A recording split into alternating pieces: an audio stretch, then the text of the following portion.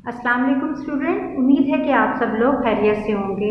Students, आज आपका 8 class का उर्दू ए और बी का जायज़ा नंबर 1 है।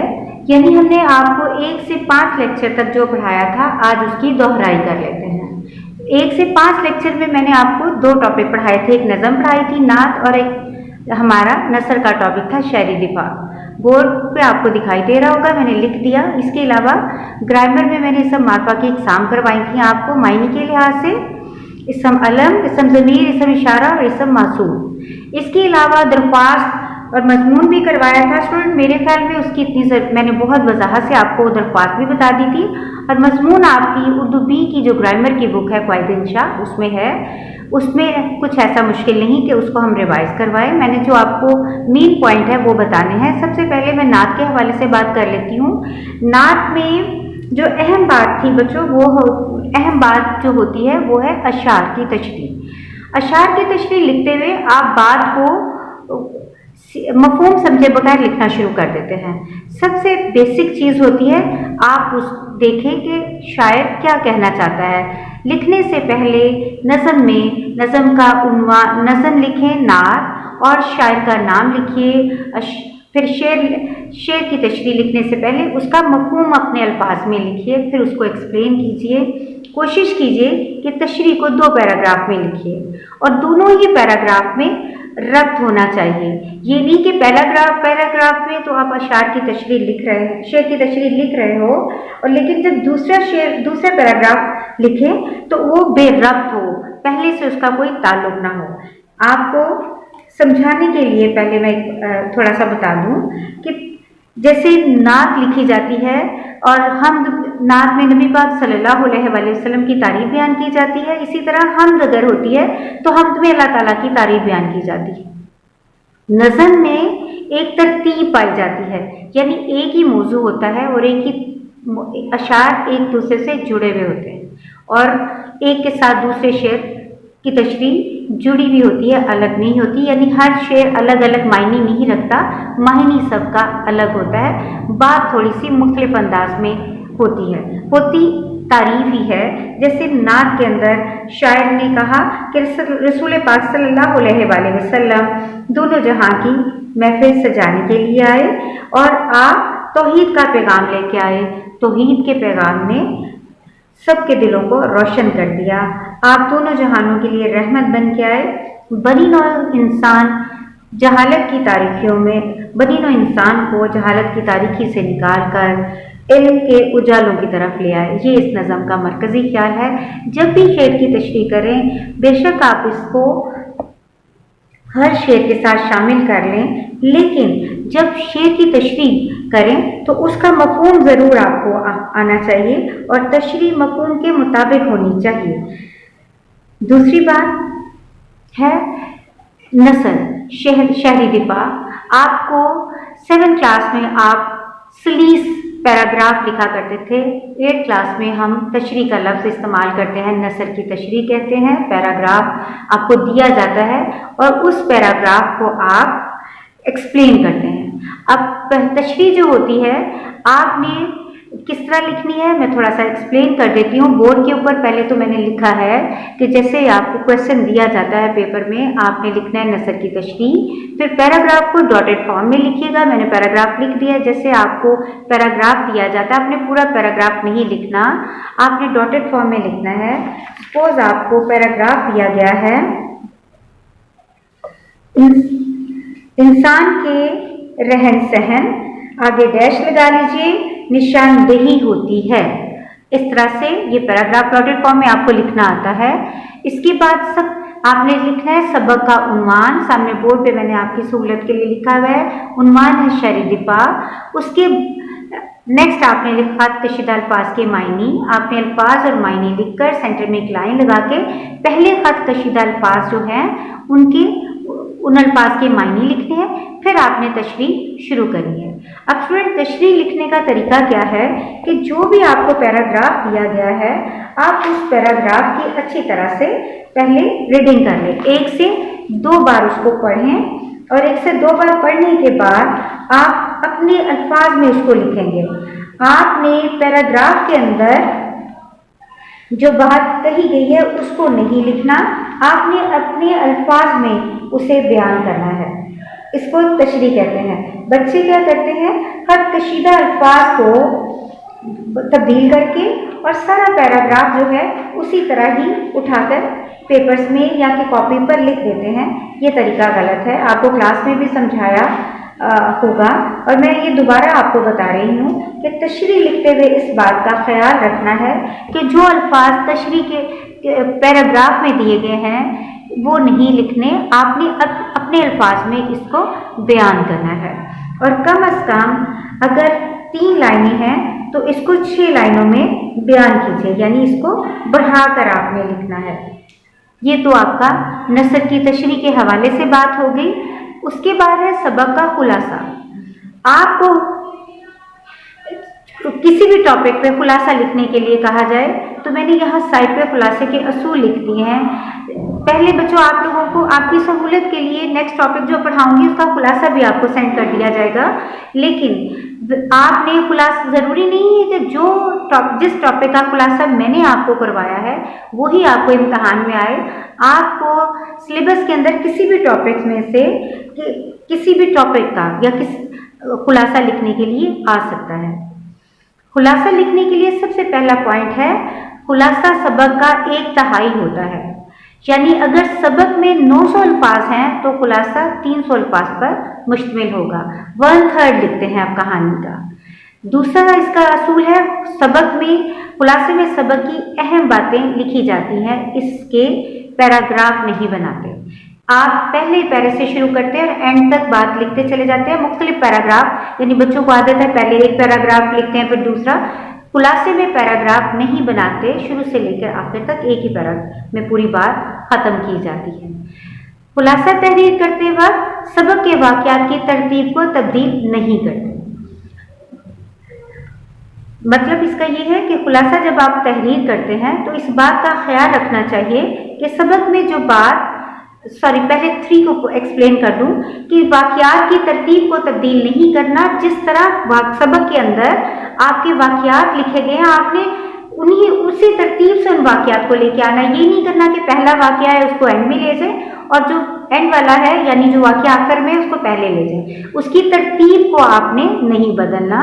خلاصہ تحریر کرتے ہوئے اس بات کا خیال رکھنا ہے جو بات پہلے اور بعد میں سبق کے اندر تحریر کی گئی ہے ویسے ہی آپ نے تحریر کرنی ہے۔ خلاصے کے اندر پہلے والی بات کو پہلے لکھنا ہے اور بعد والی بات کو بعد میں ہی تحریر کرنا ہے، آپ نے اس کو آگے پیچھے نہیں کرنا، یعنی ترتیب کا خیال رکھنا ہے۔ اینڈ میں خلاصے کے واقعات کی تفصیل نہیں لکھنی، یعنی آپ نے واقعات کو تفصیل سے بیان نہیں کرنا بلکہ مختصراً بیان کرنا ہے۔ یہ تو ہو گیا خلاصہ۔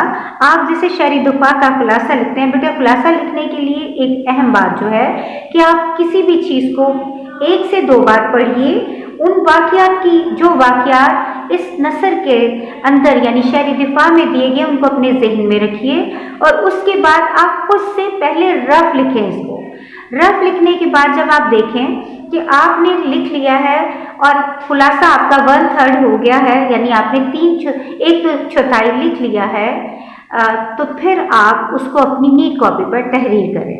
شعری دفاع کا خلاصہ آپ خود سے تحریر کیجیے گا اور اپنی کاپیز پہ آپ نے اس کو لکھنا ہے۔ کوشچن آنسر اور نعت کے اشعار کی تشریح اور مرکزی خیال یہ سب آپ کو پہلے سے ہی سینڈ کر دیا گیا ہے۔ اس کے بعد ہے ہمارا گرامر کا ورڈ اسم معرفہ کی اقسام بالحاظ معنی۔ سب سے پہلے میں اسم معرفہ کے بارے میں آپ کو بتا دوں۔ اسم معرفہ وہ اسم ہے جو کسی خاص چیز یا جگہ کے نام کو ظاہر کرے، جیسے کوہ مالیہ، باغ درہ، لاہور، محمود۔ اسم معرفہ کو اسم خاص بھی کہتے ہیں۔ اسم معرفہ خاص چیزوں کے لیے ہوتا ہے۔ دیکھیے کوہ مالیہ ہر پہاڑ کا نام، ہر پہاڑ کو کوہ ہمالیہ نہیں کہتے۔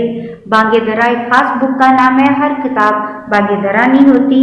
لاہور ایک شہر کا نام ہے، ہر شہر کا نام لاہور نہیں ہوتا۔ اسی طرح محمود بھی سب کا نام نہیں ہوتا۔ तो ये ख़ास है, इसम मारफा को इसम ख़ास भी कहते हैं और ख़ास चीज़ों की निशानदेही करने के लिए इसम मारफा लगाते हैं। आगे इसम मारफा की कितनी इकसाम है? इसम मारफा की इकसाम है 4। ज़हन में रखिएगा, इसम मारफा की 4 इकसाम है। इसम अलम, इसम ज़मीर, इसम इशारा और इसम मासूल। इसम अलम की आगे से कितनी इकसाम है? 5। मैंने पिछले लेक्चर में, लेक्चर नंबर 2 में आपको बहुत डिटेल से बताया था। इसम मारफा का शायद थोड़ा सा स्किप हो गया था, मैंने आपको इसम मारफा की तारीफ दोबारा बता दी और ये जितनी भी इकसाम है ये इसम मारफा की बालिहाज मायनी है। अलम के 5 इकसाम है जिसमें खताब, लक़ब, तखल्लुस, कुनियत और उर्फ है और ये सारे मैंने आपको तफसील से पहले लेक्चर नंबर 2 में बता दिए थे। इसके बाद आ जाता है इसम ज़मीर। वो इसम है जो किसी दूसरी इसम की जगह इस्तेमाल किया जाता है। इसकी मिसाल इस तरह ले लीजिए, नदीम आया। अगर हम किसी इसम का बार बार नाम ना लें और उसकी जगह इसम ज़मीर लगा दें तो हमारा जुमला जो है वो खूबसूरत हो जाता है। पहला, नदीम आया, नदीम ने सबक पढ़ा और नदीम चला गया। और से सुनिएगा, अब हम इसमें इसम ज़मीर लगाते हैं। नदीम आया, इसने सबक पढ़ाया और वो चला गया। अब इसमें, इस जुमले में इस और वो क्या है?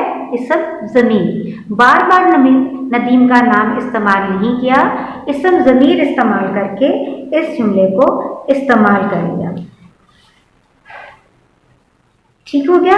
नेक्स्ट है हमारा इसम इशारा। इसम इशारा जो है वो इसम है जो किसी चीज़ की तरफ इशारा किया जाए। अब इशारा में वो और ये इस्तेमाल होता है। इशारा करने के लिए हम वो और ये का लफ्ज़ इस्तेमाल करते हैं। वो दूर की चीज़ के लिए और ये नज़दीक की चीज़ के लिए। अगर कोई चीज़ दूर है तो हम उसके लिए क्या लगाएंगे? वो। और अगर कोई चीज़ नज़दीक है तो हम उसके लिए क्या लगाएंगे? ये लगाएंगे। इसके बाद है इसम मासूल। वो इसम जो किसी जुमले के साथ लगाए बगैर इसके मायने समझ में ना आए, वो ये हैं, यानी मसलन जो कोई, जिस, जैसे, जिन्हों, जिन्हें, जो कुछ और जो चीज़ें। ये सब क्या था? ये है इसम मासूल। ये तो होगी ग्रामर आपकी। इसके बाद मैं आपको तफहीम इबारत जो है उसके क्वेश्चन रिपीट कर देती हूँ, सुन लीजिए। तफहीम इबारत नंबर 1 हम लोगों ने की थी। मुकालमा मैंने आपको बेटा बहुत तफसील से बता दिया था, फिर भी थोड़ा सा आपको बता देती हूँ कि मुकालमे में क्या चीज़ जो है वो काबिल तवज्जो होती है। इसके रमूज़ों का पर ध्यान देना। मुकालमे में आप जुमले के मुनासिबत से अगर आप सवाल कर रहे हैं तो फिर आपको उसके साथ क्वेश्चन मार्क ज़रूर लगाना है। अगर आप किसी की बात कर रहे हैं तो आपको उसके, अगर बात करके ठहर रहे हैं तो फिर आपने नदाया लगाना है। इसी तरह जब आपकी बात मुकम्मल हो जाती है, मुकम्मल जुमला कर लेते हैं तो फिर आपने ख़त्मा लगाना है। फिर आ जाते हैं तफहीम इबारत की तरफ। मैंने आपको पहले कहा था कि दरख्वास्त और मजमून मैंने आपको तफसील से बता दिया था, उसको दोहराने की मेरे ख्याल में तो ज़रूरत नहीं है क्योंकि आपकी क़वाइद इंशा में वो लिखी हुई है। तफहीम इबारत के आंसर मैं आपको दोहरा देती हूँ। तफहीम इबारत नंबर 1 में पहला सवाल आपका था, पंजाब की हदूद गजनी तक फैली हुई थी किस ज़माने में? ये मेरी बुक का पेज नंबर 110 है। तमाम बच्चों की बुक पर इसकी नंबरिंग जो है थोड़ी तब्दील होगी, तो आप उसको देख लीजिएगा। बाब नहम है इसका, तफहीम इबारत का। पंजाब की हदूद गजनी तक किस ज़माने में फैली थी? राजा जयपाल के ज़माने में।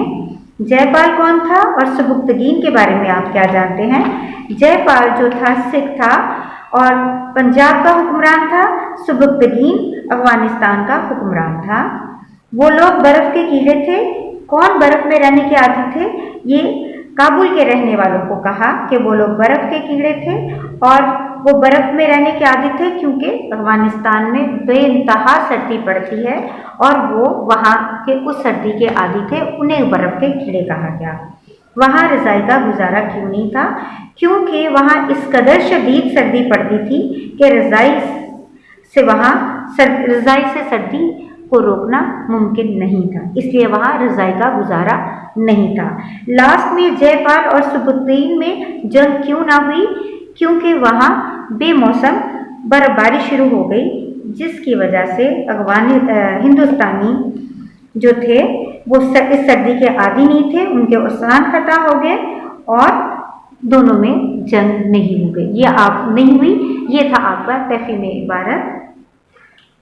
स्टूडेंट, ये था आपका जायज़ा नंबर 1 उर्दू ए और बी का, जो हमने आपको लेक्चर 1 to 5 दिए थे। आपको मैंने साथ साथ कहा कि आपने क्वेश्चन आंसर, जुमले और जो अराब थे, जो क्वेश्चंस आप कॉपी पर लिखा करते थे छुट्टियों से पहले, लॉकडाउन से पहले, उसी तरह ही आपने सारा काम अपनी कॉपीज पे लिखना है, मरकजी ख्याल भी लिखना है, खुलासा भी लिखना है। जब आप आएंगे आपकी कॉपीज चेक होंगी।